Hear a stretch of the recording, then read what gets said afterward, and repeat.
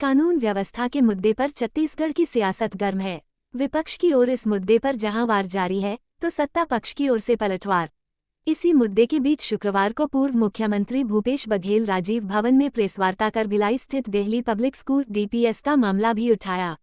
बघेल ने आरोप लगाया है कि राज्य में लगातार आपराधिक घटनाएं हो रही है, लेकिन सरकार इन घटनाओं को रोक पाने में विफल रही है। चोरी, लूट, हत्या जैसी घटनाएं तो आम हो गई है, सामूहिक दुष्कर्म की घटनाएं भी निरंतर घटित हो रही है।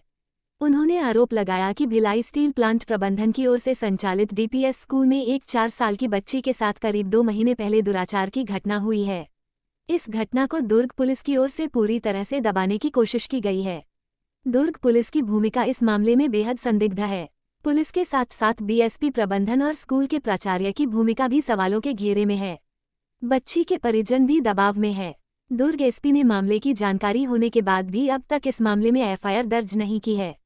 वहीं इस मामले में की जानकारी सरकार को भी है, क्योंकि भाजपा कार्यकर्ताओं की ओर से महिला एवं बाल विकास मंत्री को इस संबंध में ज्ञापन भी सौंपा गया है। आज पूरे प्रदेश में कानून व्यवस्था की स्थिति बेहद खराब हो चुकी है। इस मामले में विधानसभा में भी हम लोगों ने 2 दिन तक के स्थगन लाया था। उसके बाद भी लगातार स्थिति में कोई सुधार नहीं हो रहा है। एक तरफ आदिवासियों को नक्सली बता के इनकाउंटर किया जा रहा है, तो दूसरे तरफ मंत्री के जेठ कि किस प्रकार से दादागिरी हो रही है, पूरे सारे सोशल मीडिया में आप सब देख रहे हैं, मीडिया में भी वो बात आ रही है। तीसरी तरफ आप रायगढ़ में देख लिए कि एक आदिवासी महिला के साथ सामूहिक बलात्कार हो जाता है। हमारे प्रतिनिधि मंडल वहां जाते हैं, उनसे मिलने तक नहीं दिया जाता। तो वहीं जो रेत माफिया है, शराब माफिया है, अब तो राजनांदगांव में अवैध शराब के बंटवारे को लेकर भारतीय जनता पार्टी के नेताओं के बीच में झगड़ा चल रहा है। तो वहीं रायपुर से नजदीक ग्राम दोंदे में शराब माफिया के द्वारा भारतीय जनता पार्टी के नेता को पीटा गया। वो न्याय की गुहार लगाने के लिए अनेक जगह गए और नहीं कहीं उसे उम्मीद आश्वासन नहीं मिला। उन्होंने आत्म कर ली। संतोष पटेल नाम का व्यक्ति आज उसका दसगात है, आज या कल है। उसी प्रकार से आप देखेंगे हमारे दुर्ग जिले में किस प्रकार से मुझे जेट सुरक्षा प्राप्त है और भारतीय जनता पार्टी से संबंधित बजरंग दल के गुंडे बिना कोई सूचना के, बिना कोई कारण के मुझे रास्ता रोक लेते हैं। मतलब उनकी दुस्साहस इतनी बढ़ गई, हम किसी भी रोक सकते हैं, उस पर कार्रवाई नहीं हो सकती, क्योंकि SP और थानेदार भी उन गुंडों से डरते हैं, इसलिए उन पर कोई कार्रवाई नहीं होती। कानून व्यवस्था की स्थिति के बारे में थोड़ी सी जानकारी मैंने आपको दी। राजधानी में है कितने चाकूबाजी हो रही है, गोली चल रही है, इसके बारे में आप सबको पता है। आज जो प्रेस कॉन्फ्रेंस का मुख्य विषय, आज से लगभग 2 महीना पहले DPS में, DPS भिलाई, DPS कहने से थोड़ा सा कंफ्यूजन हो जाता है कि ये दिल्ली पब्लिक स्कूल है। ये स्कूल भिलाई स्टील प्लांट के मैनेजमेंट के द्वारा संचालित है। पूरा इसका मैनेजमेंट भिलाई स्टील प्लांट की देख रेख में होता है। इसके जो चेयरमैन हैं वो भिलाई के एग्जीक्यूटिव डायरेक्टर ED वो उसके हैं, और भिलाई के जो प्रमुख आला अफसर उसके सदस्य हैं। CBSE कोर्स है, और CBSE कोर्स जहां संचालित है, तो वहां ऐसे किसी व्यक्ति को प्रिंसिपल नहीं बनाया जा सकता या उसे एक्सटेंशन नहीं दिया जा सकता उम्र होने के बाद, यदि वो नेशनल अवार्डी ना हो। लेकिन वहाँ जो प्रिंसिपल है उसको एक्सटेंशन दिया गया है भिलाई मैनेजमेंट के द्वारा, बिना कोई राहता के दिया गया है। मिस्टर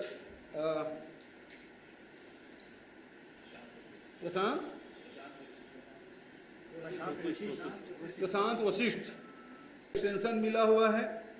वहाँ की घटना है। वैसे कई बार वहाँ उस डीपीएस स्कूल में अनेक घटनाएं दबी जुबान सुनाई पड़ती है, लेकिन 5 जुलाई की जो घटना घटी, उस घटना में एक 4 साल के अबोध बालिका के स्वास्थ्य खराब होता है और उसके बाद उसके डॉक्टरी जांच की जाती है तो उसमें पाया जाता है कि लिखा हुआ है कि इसके प्राइवेट पार्ट में जख्म है, वो ठीक नहीं होता। और 15 दिन बाद 20 तारीख को बीएम शाह हॉस्पिटल में भी उसकी जांच होती है।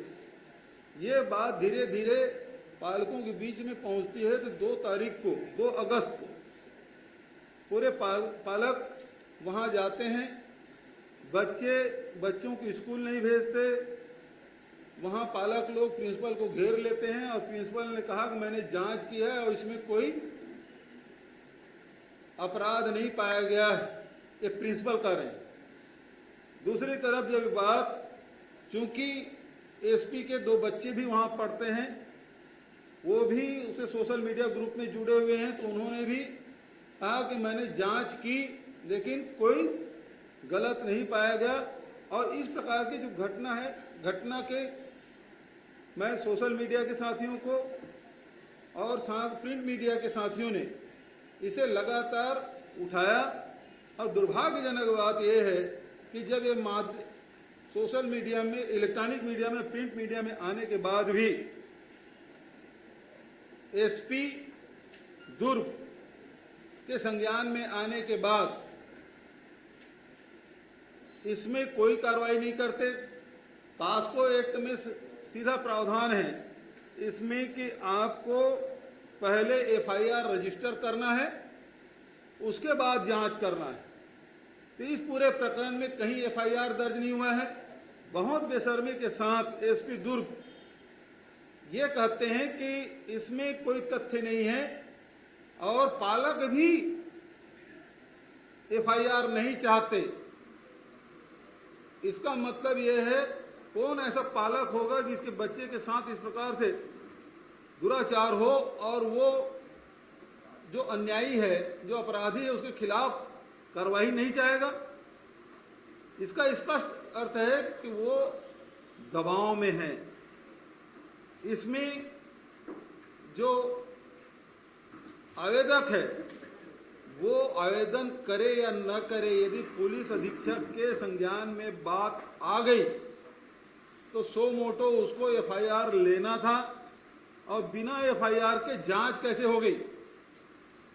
और न केवल पुलिस अधीक्षक ने पालक के हैसियत से भी कहा और उसके बाद पुलिस कार्यालय में भी पालकों की बैठक हुई और उसमें उन्होंने आश्वस्त किया कि इसमें इस प्रकार की कोई घटना नहीं घटी है।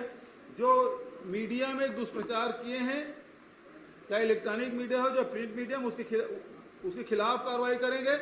और जो एक अधिकारी, महिला अधिकारी, जिन्होंने इसमें त्वरित कार्रवाई करने की बात कही थी, उसे भी दंडित करने की बात उस बैठक में कहा गया। ये सारी बातें सोशल मीडिया के माध्यम से हम सबको जानकारी मिली है। वो सारी कॉपी मेरे पास उपलब्ध है। सोशल मीडिया में जितने भी चर्चा हुआ ये सब जानकारी है। दुर्भाग्यजनक बात यह है कि ये मामला शासन के भी जानकारी में आ चुका है। महिला बाल विकास विभाग के जो मंत्री हैं उसे भारतीय जनता युवा मोर्चा के पदाधिकारी ज्ञापन देते हैं, उसकी कॉपी भी हमारे पास है कि उसको दिखाया जाता है, दिया जा रहा है। मतलब सरकार के भी जानकारी में, जब मंत्री के जानकारी में आ गया तो इसका मतलब ये है कि सरकार के भी जानकारी में है। जब इतने महत्वपूर्ण जो घटना घटी उसके बावजूद भी ये वो कॉपी है लक्ष्मी राजवाड़ी जी की, श्रीमती लक्ष्मी राजवाड़ी जी को जो ज्ञापन दिया गया वो कॉपी है। और जो उसके बाद उसमें जो सोशल मीडिया में है, जो एसपी के द्वारा जितने भी चैट किया गया जो पालकों के साथ, वो कॉपी भी है, सुशील आनंद जी शुक्ला के पास है। और दूसरी बात यह है कि इसे 2 डॉक्टरों ने जांच की और दोनों फाइंडिंग एक है। तो सवाल इस बात का है, ये कॉपी अपने पास है दोनों कॉपी, लेकिन जब इतनी बात हो गई है तो डॉक्टरों के पैनल बना के इसकी जांच क्यों नहीं कराई गई? मेडिकल बोर्ड से जांच क्यों नहीं कराया गया? और एसपी खुद ही सर्टिफिकेट दे दिया।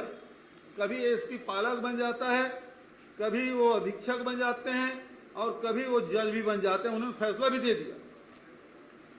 और चूंकि शासन के नॉलेज में भी आ चुका है, ये 8 अगस्त की चिट्ठी महिला विकास मंत्री को दिया गया, उसके बाद भी सरकार कोई कार्रवाई नहीं की। आईजी के पास भी कॉपी दिया गया है, ये भी भारतीय जनता पार्टी के लोगों ने दिया है।